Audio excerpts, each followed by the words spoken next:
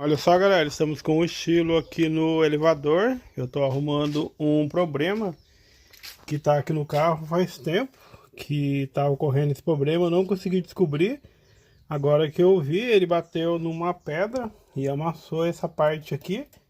Então ela ficou pegando na bandeja e toda hora que você andava com o carro, ela ficava esfregando aqui pelo lado de dentro e ficava uma rangedeira muito grande aqui no carro. Então a gente tá abrindo aqui, eu vou fechar, vou soldar e vou estar desamassando aqui por dentro para ficar livre essa parte aqui da bucha da bandeja e acabar essa rigidez aqui na suspensão do estilo. Bastante complicada essa situação aqui. Também fiz a furação aqui no câmbio, tinha quebrado aqui um parafuso e o suporte abaixou, então ficou bem ruim aqui o câmbio do estilo, galera.